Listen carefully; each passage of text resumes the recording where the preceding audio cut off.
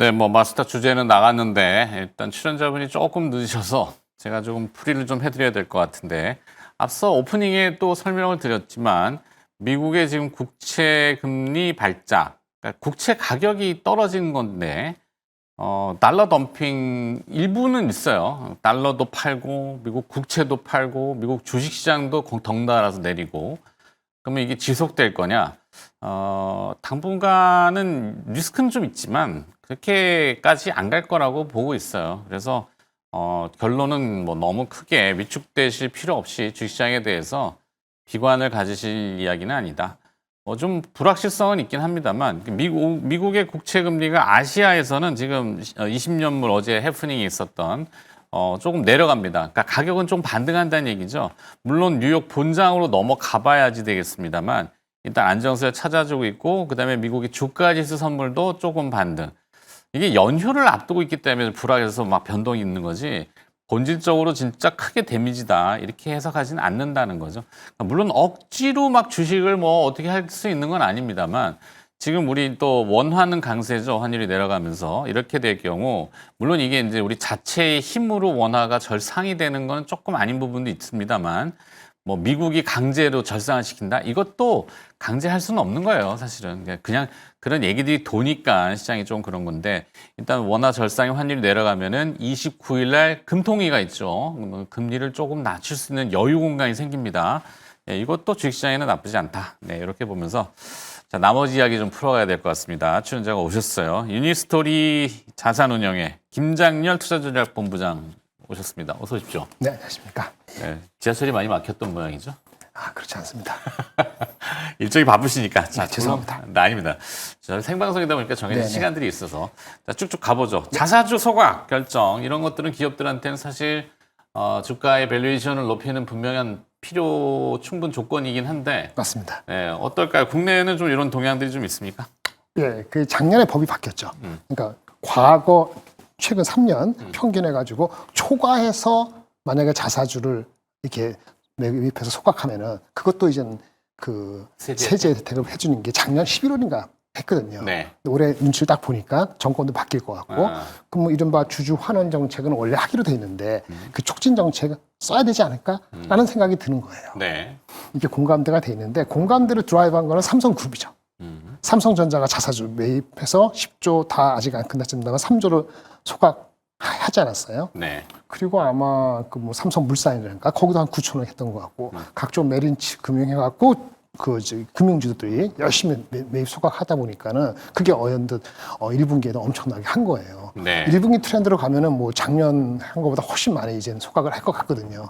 그래서 그거는 첫째 제도에 대한 활용을 할 때가 됐다. 그 다음에 마침 새로운 정부에 대한 출범에서 정책 부응을 하는 모습을 보이고 시작하는 게 맞지 않겠습니까? 네. 그런 게 삼성그룹을 필두로 해가지고 나왔다는 것이 그나마 다행이다. 이렇게 말씀드릴 수 있겠습니다. 네. 자, 기업이 이익을 내면은 당연히 그 돈 이익잉여금에 대해서 이익금에 대해서 투자를 일부 재개 또 늘릴 거고 그렇죠. 그리고 나머지 또 이익에 대해서는 이제 주주들한테 배당을 할 거냐 네네. 아니면은 배당은 좀 유보하고요. 뭐 우리가 회사가 미래에 어떨지 모르니까 이제 현금 캐시로 좀 유보를 낮출 거냐. 그렇죠. 아니면은 또 다른 그러니까 보통 그렇게 되면은 좋은 거긴 한데 이 배당을 하는데 일반 주주 배당은 뭐 쥐꼬리만큼 거고 대주주 배당 많이 들어가는 거고 그렇죠. 이익은 다 가져가네. 이게 불만이잖아요. 맞습니다. 그러다 보니 차선책으로 그럼 자사주를 매입하는 거 넘어서 소각을 시켜버려라. 그러면 네네. 다 같이 밸류에이션 올라가는 거 아니야? 그렇죠. 이거죠. 네네네. 그거를 이제 명시적으로 하진 않더라도 의무는 안 하더라도 네. 그 사회적 분위기나 아니면 경제적 분위기가 그렇게 되면 하면 돼요. 근데 안 했잖아요. 네. 예, 스스로 안 했기 때문에 강제를 해야 되냐 이건데 미국 같은 경우도 의무적으로 안 하면 어떻게 감옥 가요? 이건 없어요. 네. 의무는 아닙니다. 네. 많은 다 해요. 그래서 우리가 흔히 얘기했을 때 삼성전자가 지금 PBR이 0.9 얼마인데 네. 애플이 PBR이 얼마인지 아세요? PER 얘기하는 거 아닙니다. PER은 한 30배 정도 될 거예요. 30배 정도 안 되는 거죠. 밸류가요. 5배가 6배예요. 맞네. PBR이 뭐냐면 계속 자사주 매입 생각하다 보니까 네. 북밸류가 낮아져서 어허. 주가는 PER을 벌써 올라가니까 PBR이 6배인가 이렇게 나오는 거예요. 그거는 몇십 년 쌓인 노하우지만은 네. 한국도 대표 주자가 그렇게 해나가기 시작한다면은 뭐 금융주만 아니고 밸류를 업하는 데 도움이 되겠죠. 지속적이라는 게 중요합니다. 자, 상법 개정안 분석을 좀 해봐야 되는데, 네. 물론 이 상법 개정안의 골자는 제가 알고 있기로는 일반 주주의 주권 한 주의 효과와 그다음에 회장님의 주권 한 주의 효과가 어떻게 같을 수가 있어라는 게 회사 측의 주장이고, 그래서 상법 개정은 안 된다. 근데 우리의 공론은 그런 게 어딨어? 주주는 다 똑같은 주주지. 네. 자, 상법 개정 제가 이해를 잘하고 있는지 잘 모르겠어요. 좀 예, 빗대기를 그렇게 빗대도. 네네. 왜냐하면 최근에 이제 저희가 좀 주제를 민감한 거지만 네. 이 기업 밸류에이션 업을 하려면은 오너 리스크를 좀 우리나라가 매번 반복적으로 이게 된단 말이죠. 네네. 뭐 사실 얼마 전에 이제 SPC 삼립 같은 경우도 그렇지만 하여튼 그래요. 뭐 자, 상법 개정안 증권주에는 수혜입니까? 그러니까 상법 개정안은 주주 뭐 집중 투표제라든가 네. 아니면 뭐 또 그 상법 개정 핵심이 되는 게 있지 않습니까? 회사하고 주주의 어떤 권익을 위해서 둘 다 명시로 박느냐. 그거는 오늘 핵심 내용은 아니고요. 그게 네. 핵심이 있는데 네. 오늘 제가 가져온 건 아니고 어떤 거죠? 어쨌든 상법 개정이 되면은 그 최대 주주가 네. 지분력에 있어서 또 승계하고 이런 과정에서 이렇게 지분이 취약하거나 경영권 분쟁이 나타날 가능성이 꽤 있는 주식들이 생길 거란 말입니다. 뭘 미리 올해 만약에 정권이 들어와서 상법 개정 합시다 하더라도 1년 뒤에 시행되는 거니까 네. 만약에 6월에서 9월 사이에 실행되더라도 내년 하반기에 그렇죠. 유예 기간은 좀 줄였죠. 근데 그럼 그 사이에 상법 개정이 된다고 가정하면은 뭐냐면은 이젠 어떤 그 경영권 분쟁이 많이 늘어나는데 그러면 그 역할을 누가 하죠?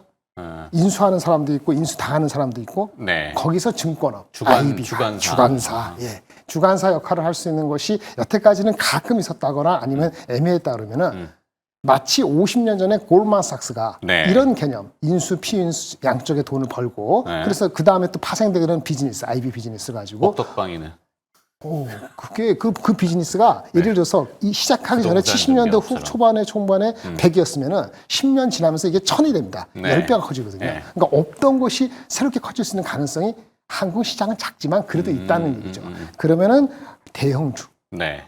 그런 역할을 할 수 있지 않을까. 대형 증권사? 대형 증권사. 그렇죠. 그래서 최근에는 뭐 5월 달에 실적 발표할 때 실적이 좋기도 했어요. 네. 뭐 한국금융주주나 미세에서 다 좋긴 했지만은 우리나라가 좋죠, 진짜. 우리나라 시장이 뭐 거래가 엄청나게 는 건 아니니까 네. 실적만 베이스로 주가가 올라간 게 아니거든요. 첫 번째 상법 개정안이 됐을 때 대한민국도 골만삭스 코리아처럼 그런 식으로 할 수 있는 포텐셜 있는 주식을 미리 보자.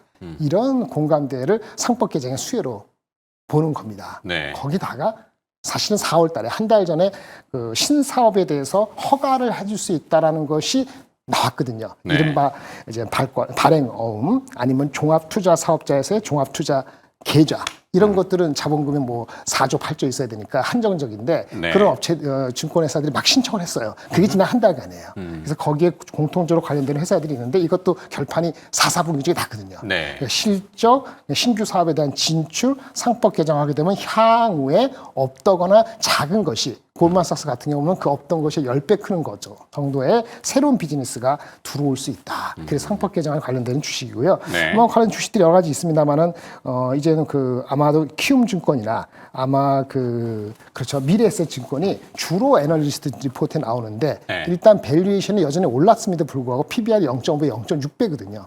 ROE 측면이라든지 이런 거 봤을 때는 여전히 좀 길게 보면은 지금 올랐습니다만은 관심을 둘만하지 않을까 싶습니다. 네. 이게 매번 그 도돌이 편지만 이제 우리가 뭐 글로벌 금융의 허브를 뭐 주창하면서 홍콩, 싱가포르를 빗대고 또 일본의 또 선진 금융 뭐 이런 얘기들 하면서 네네. 한국 자본시장에 대해서 이제 막 얘기들 하잖아요. 네네. 그래서 제가 맨날 갈 때마다 덜컥덜컥 걸리는 게 그러면 글로벌 IB를 키운다고 해서 뭐 자본 확충만 하고 막 이게 뚱뚱해진다고 되는 건 사실 아닌데 왜냐하면 그들이 노는 판에 이너서클에 끼어들질 못하는 판에 안 끼워주는데 뭘 글로벌 IB를 한다고. 그러니까 비즈니스 자체가 좀 파이가 커져서 네. 국내에서 새로운 비즈니스 해봐야지 그걸 해본 경험이 발행업이건 종합 계좌건 아니면 그 경영권 다툼에서의 여러 가지 트랙 레코드가 네. 커져야 돼요. 그걸 바탕으로 하고 자금 파봉도 뭐 8조, 4조, 10조 이렇게 되면서 글로벌리 갈 수 있는 발판이 되는 거죠. 그러니까 그런 거는 10년, 20년 뒤인데 국내에서라도 일단 상법 개정을 통해서 그런 기회가 증권업계의 모든 회사는 아니지만은 탑 클래스에서 일어난다면은 그건 긍정적이죠. 전체 밸류가 제발 좀 그렇게 됐으면 좋겠는데 네. 세련되게 이게 사악한 은행들 얘기만 맨날 하는데 사실 못지않은 증권사 똑바로 합시다 말. 네네네. 그래서 뭐 제일 그래도 메이저는 어디야? 한국금융지주? 그건 좀 가파르게 올랐고 괜찮은데 탑3 얘기하면 미래에셋, 키움. 그러면 한국 금융주주는 이미 포지셔닝을 채우는 게 있기 때문에 주가 미리 반영할 측면이 없지 않아 있거든요. 네. 그래서 이 세 가지 정도가 탑3 클래스가 아닐까 싶습니다. 이렇게 뭐 요즘도 위탁거래 수수료도 또 많이 들고 뭐 맞아요. 서학도 그렇고 네네. 뭐 동학도 그렇고 거기에 이제 금리 인하가 만약에 이루어진다면 증권주가 또 네네. 호재가 또 다만 이것이 5월, 6월, 7월, 8월에서 내내 가을까지 계속 좋을 것이냐? 그거는 경계감이 있어요. 왜냐하면 작년에 연말에 하반기에 워낙 해외 그 서학개미들 그것 때문에 네. 실적이 좋았거든요. 네. 그러니까 베이스가 높다 보니까 오늘 3분기 실적이 나올 때는 약간 경계감이 있어요. 네. 그 정도는 염두에 주실 필요가 있습니다. 알겠습니다. 그럼 짧게 또 네. 조선방산 네. 쪽 뭐 요거 좀 봐야 될 것 같은데 네. 변압기까지 어디까지 오를까? 언제 빠지는가? 음. 오늘은 환율 때문에 빠지는 효과라 보고 매크로 빠진 건데 네, 매크로 심리적으로 뭐. 심리적으로 네. 그런 건데 그거 말고 어제 기준으로 보면은 삼성전자 하이닉스가 갑자기 치고 올라가면은 수급이 뺏깁니다. 네. 그게 빠지는 우리나라 거고요. 블랙홀처럼 쭉 절로 빠져버리니까. 그렇죠. 그 거꾸로 관세가 어제 오늘 빠진 관세가 이게 아닌데 네. 관세가 크게 완화돼요. 대한민국 상호 관세나 중국 관세가 추가적으로 그러면 리스크가 많이 낮아지잖아요. 네. 그러면 리스크에 무풍이나 관계 없다고 봤던 조선 방산주가 빠지게 될 수 있고요. 그러니까 글로벌 피어가 내려간다, 평화가 온다. 그럼 방산이 빠질 수 있죠. 네. 이런 것들을 염두에 두고 신규로 들어가시는 분은 조선 방산 변압기에 그런 리스크를 안고 가야 되는 거고 네. 그나마 변압기는 덜 위험하긴 하죠. 왜냐하면 그렇죠. AI 발로 최근에 한 달 사이 있었던 그런 뉴스 플로우나 내러티브를 본다면 오히려 AI 반도체 레벨에서는 경쟁이 있더라도 AI 반도체를 필요로 하는 전력기기 수요는 여전하단 말이에요. 어저께 젠슨 랑도 내년 하반기는 26년 하반기는 슈트지다. 이런 거 봤을 때는 변압기는 그래도 제일 먼저 오고 조선방사는 지금 새로 들어갈 때는 그걸 리스크를 안고 가셔야 된다. 네. 이걸 오늘 말씀드리고 싶었어요. 네. 뭐 국지적인 분쟁들, 뭐 러시아, 우크라이나 그리고 또 이스라엘과 또 중동의 이야기. 이스라엘이 어제 또 이란 핵시설을 독자적으로 타격 준비한다는 CNN 보도가 있었죠. 우리 장중에 있었어요. 맞습니다. 그 어저께 좋았죠. 네, 그리고 방사능이. 유가가 그래갖고 어제 또 장중에는 오르다가 뭐 오르다가. 경기 둔화 우려에 또 뭐 재고 증가로 되려 빠지긴 했는데 네. 유가가 그렇죠.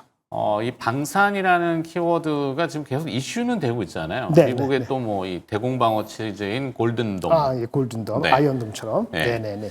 우리도 분명히 나아가야 될 길인 건 맞는데 오늘 또 네네. 북한의 이슈가 있었어요. 예, 맞습니다. 북한의 실패했다고. 구축함 진수식에 가라앉아 버려가지고. 웃어야 되나? 아, 이거 어떻게 울 수는 없잖아요. 그쵸. 그걸 가지고. 네. 네, 하여튼 근데 뭐 우리한테 맡겼으면 잘 만들어졌을 텐데. 네. 네. 네네. 웃자고 한 얘기입니다. 네네. 자, 조선이 뭐 우리는 아직 기술력이 높잖아요. 그죠? 네네네. 그러니까 조선 방산이 변압기보다는 리스크가 조금 더 높다. 그 얘기는 염두에 두시고. 굴곡이 좀 네, 이렇게 그 있었으니까. 변압기는 상대적으로 덜 올랐기 때문에 괜찮지만은 어쨌든 반도체가 안 갈 상태에서는 빠지진 않지만 크게 네. 그래도 오늘 같은 달은 같이 빠지는 거고 그런 말씀을 드리겠고요. 독특한 기업이 하나 또 있네요, 여기. 네네. 어떤 게 말씀하시는 거죠? 세진중공업이라고 써있는데. 이거는요. 네. 어저께 실적이 잘 나와서 엄청 잘 나왔어요. 오. 실적이 무려 예상보다 한 70%잘 나왔을 거예요. 비율로, 백분율로. 그러니까 전년 예상보다 70%다 그 나왔어요. 컨센서스보다도 컨센서스보다. 70% 업으로 그 나왔다. 마진이 10% 후반대예요. 오. 아마 조선소에서 가장 넘버원일걸요. 네. 밸류에이션은 덜 받았거든요. 근데 네. 어저께 상한가다 보니까 오늘 좀 되돌림이 있는데 저는 새로운 추세를 만들었다고 보여져요. 그렇죠. 그냥 오늘 거래량이 저렇게 그렇죠. 솟아오르면서 시세가 나는 거는 분명히 주목되는 부분. 오늘 뭐 삼성물산 같은 경우도 좀 그렇죠. 그거는 이제 또 다른 이슈가 있는 거고. 뭐 그렇죠. 다른 거지만. 네. 그래서 제가 섹터적으로는 전력기기, 조선, 방산, 뭐 증권, 화장품, 음식료인데 네.